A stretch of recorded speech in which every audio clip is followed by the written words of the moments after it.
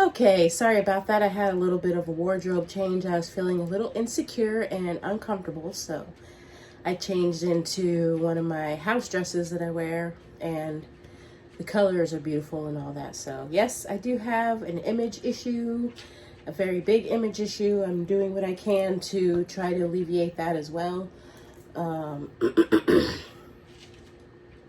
It's all a part of being me. So, yeah. Life has been life, hasn't it? Yeah, so I guess in order for me to open up myself more to freestyle is to just have like a continuous stream of thought. And then if I think of anything that pops up that maybe I can riff off of, then I will attempt to do so. I don't know if I will in this first video or not. I'm not sure exactly how long to make this video, but it's just something that I'm trying out because I don't really make videos unless I have written one of my songs, and then it's just, write the song, memorize the song, then do the video, get all dressed up, whatever, do the video, and then put it up. So I have some experience about being on camera, but nothing like just speaking directly to the camera for a long amount of time. So a little bit more about me. I am very into foreign languages. I think that they are very cool. All 4 years of high school, I studied French, and then my family moved out from Pennsylvania to Colorado. Well, guess what? Nobody really speaks French in Colorado, so I got to learn in Spanish.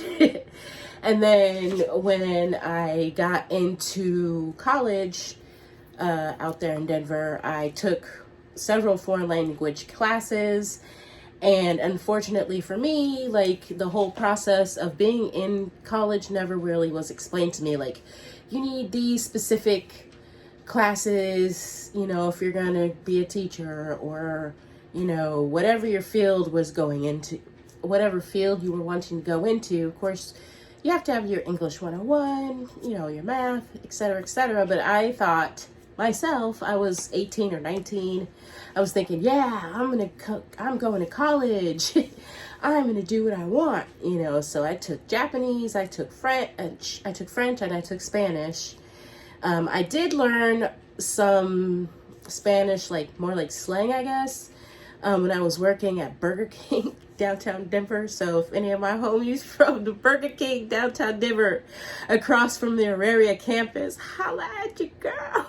It's me. Oh, yeah. Those were some good days back then. Oh, my God.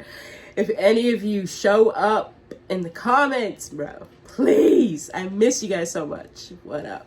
Ooh. But, yeah. So, okay. So, yeah. There was a lot of Spanish going on, and quite frankly, I am nosy. I needed to know what was going on. I needed to, be a part of my crew. So I ended up learning some Spanish, and then I ended up becoming really good friends with the young lady that works there. What's up, Inc? So she, would let me come to her house, and then, I got to hang out with her family, and I learned Spanish, a good deal of Spanish that way. Out there in the barrio. It was awesome. It was so awesome. I had a great time in my late teens, early 20s. Was freaking awesome. So, anywho, yeah, I had a lot of practice, and then, my husband and I, my daughter's father and I, moved away from Colorado, and I kind of stopped using it for a long time. It just wasn't really a part of my life like that anymore. And then so I did what I could to try to keep up, but you know how that goes. So fast forward, and they come out with Duolingo, and so I hopped on that right away. And then that's how I practice, and then I live in Florida, so you do hear it a lot, on the streets, and on TV, even when you're flicking the radio and stuff. So phrases and words and stuff will chime back in, and I do what I can, like I said, to study. I don't really have people like that around me to like be practicing all the time. So one of my best friends, you know, is Puerto Rican, and she spoke Spanish, but I spoke Mexican Spanish, and she, of course, speaks the Puerto Rican Spanish, which is different.